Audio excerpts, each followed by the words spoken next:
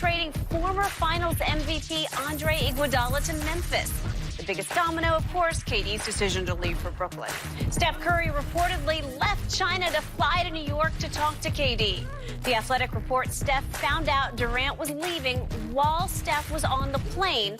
Went ahead to New York anyway, though, to thank KD for the 3 years they were together. Shannon, interesting turn of events. Why do you think KD ended up leaving Golden State?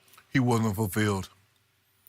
The championship didn't give him his ultimate piece of what he thought it would give him, Skip, because he immediately said, "This is it. This is what I thought it would be more." You can't put a Skip. You know those saying you can't put a price on happiness. Even at $57 million, because that's what Kevin Durant left on the table in Golden State by signing with Brooklyn, was happiness. So Skip, we talked about this a little earlier.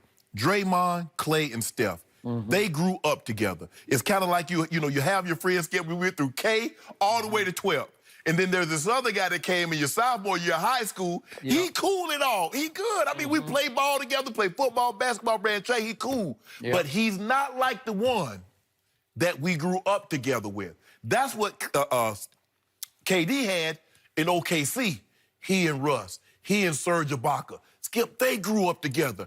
I believe had he won that, that would have gave him more peace, more inner peace than what he got at Golden State. I agree. He just could never get that. And it wasn't until it became too late that the fans started to give Kevin Durant the praise, the adulation, and the appreciation that he sought. Because it wasn't until they got down 3-1 and the rumbling started to grow that KD was coming back. And then they saw what he did in that game 5 in the first 12 minutes of the game. Then they realized just how special Kevin Durant was. Because they had Steph, and Steph wasn't even coming close to doing it by himself. It was that guy. Skip, we said this. Look, they were a great team before KD, but in a 7-game series, that 7-foot monster made them virtually unbeatable because they had no answer for him. Because you're like, when things are going haywire, because remember that game 3 against Cleveland, the second time around, Steph finished with 10 points. I think Clay had 11 or 12. It was KD in that 43 that when the Cavs tried to go get further and further out, it was KD 3, KD with a post up. Skip, he couldn't get what he wanted. Yes, he wanted a title, but he wanted more. And that title couldn't fulfill that quench, that desire to be loved, to be appreciated, and to do it with friends. It's something said about Skip going on. I mean, because normally when people go, they go like, if you got, well, you ain't got any friend. Just I'm your only friend. Me and Ernestine, the only friends you got. It's like if you want to go do something, you like, I want to go do it with my best friend. Not 2 guys that I just started meeting, just started working with at work over a year ago. I want guys that grew up with to go along on this ride. He says, I want my best friend, Kyrie and DeAndre. I want them to experience, I want to experience what I had in Golden State, winning a title, but I want to experience it with them. KD and Steph, when they intersected, Skip was at different stages of their life. Steph Curry was married with a beautiful wife, had 2 little girls. You remember, Skip? Riley Curry became a meme because every night after the game, Steph Curry would bring out there and sit up, and she'd be sitting on the dad's lap looking, holding court. KD got there. KD was single. So they're at different stages of their life, and it's reported in this article very well. Marcus Thompson, Skip, he said, it is a terrific piece. You can go out with Steph, but Aisha, his family, some friends, close associates. And Skip, you know, when guys go out, we want to talk about things. We don't want mama and we don't want family members and everybody to be around privy to what we talking about. That's just the way it goes. Nothing wrong. Hey, I have no problem with the way Steph conducts his business. But I'm just telling you, as men, when we go out, we talk about things that women do not need to be, we don't want them around to hear. So that's why Kevin Durant. Speak for yourself, but it's okay. Or whatever. Ernestine don't want to be around you when you talking all crazy. Talking about number 2, she called him Kawhi. I know.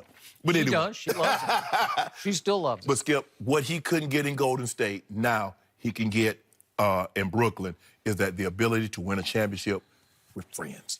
What did you always tell me about Kevin Durant and Golden State? No matter how great he is, no matter how many championships he wins, it will always be Steph's team. Bottom line.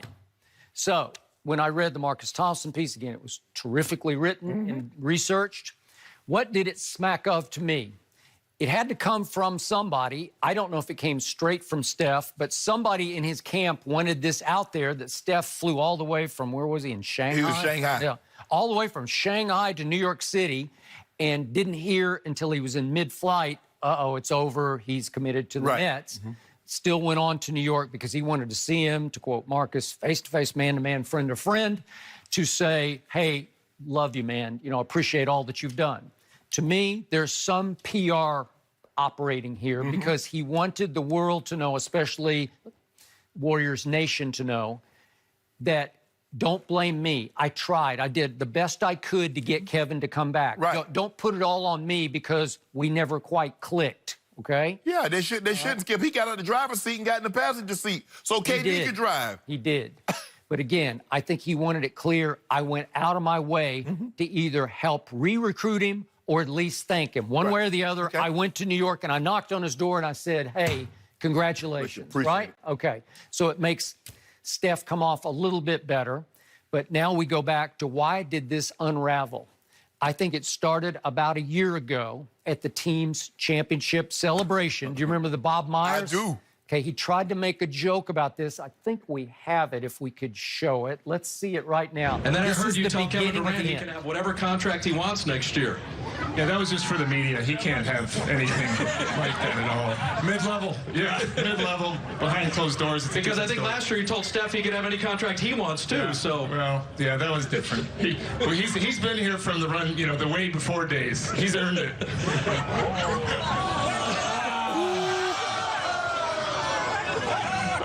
And there ended the Warriors' cohesion right there. So much for chemistry. That's when it began. Ooh, did you see Kevin's face? He's muttering like that. See what happened when you been drinking? See when you drank too much the night before, Skip? Yeah, what happens? Maybe. Trying to make a joke that flopped. It fell right on its head, and everybody groaned in the audience. I think some of the Warriors groaned, and Kevin Durant's muttering to himself. And it felt like the beginning of the end because I think it was too true. Steph was here from the beginning. He deserved his contract, right? He earned it. He earned it, yeah. KD like, what? No, won't work. Then we had the Draymond incident, and you and I have talked about it 39 times on this show, but it was serious business, man to man. In anger, what's your line about it? You know, a man will tell the truth. Drunk kids and angry people. Okay, there you go. This was extreme anger, and it actually played into the issue with the Warriors this year is that Kevin is like, give me the ball in the backcourt. You know, like he wants to dribble the ball up. Draymond's like, no, I can do this. I got this. I'm faster than you are because Draymond is a lot faster than Kevin dribbling the basketball. And how many times did he hurt teams in the playoffs by just taking it, just full courting it? How many times did he beat Portland down the court? Oh, my goodness. Numerous times. So he's saying, no, we're better if I do this. No, Kevin's clapping for the basketball, and now the clash starts, and it carries over onto the bench at, ironically, Staples Center. And Draymond says, we won without you. And then he calls him that word. Well, he said that afterward. He said, you always have been that. You are that, and we won without you, so leave. So leave. Just go ahead and leave. And there were multiple reports that they mended the fence. I just never bought it. And I don't think it ever gets mended. When you say that out of anger, you speak your heart. He spoke his heart to Kevin because that's what Draymond deep down believes. We won without you. The old rule of thumb is, Skip, you never say something permanently hurtful when you're temporarily upset. Yep, there you go. Skip, it's hard to overcome that. It's hard to overcome that because me as an athlete, Skip, you have this supreme confidence, but to hear someone says, Steph is different. Steph has been here longer. He's earned it. Kevin Durant said, you do realize I just won back-to-back finals MVPs, and I hit 43 in a game 3 that really closed the series when your guy had 10 points. While we over here talking and we laughing, Skip, we in seriousness, KD, we would have a very, very different outlook on Steph Curry had KD not shown up. I'm not so sure they have 2 more wins in the finals minus KD. Agreed. So now we're looking at Steph Curry. We're not looking at Steph Curry. Could he pass Magic Johnson as the greatest point guard? Can he move into the top 10? That's not even open for debate. That's not even open for discussion. I agree. Had it not been for now, it was a great trade-off because Kevin Durant got an opportunity to go there and to see how this thing, the inner workings of it, and it was perfect. Steph Curry, it took a lot. Okay. That guy's a two-times MVP. Right. And he says, KD, it's your show now, bro. Now to point number 3. Something went on with Kevin's injury, and I don't know whom to believe or what to believe, but something was weird about it. Yes. And all I know for sure is that he went all the way to New York City to get his Achilles reattached by the surgeon who is the Nets team surgeon. Yep. And it's no coincidence. There's a connection there. In fact, the same surgeon did Kevin's Joan fracture when he needed to get it fixed the 3rd time, and the final time he did it and got it right.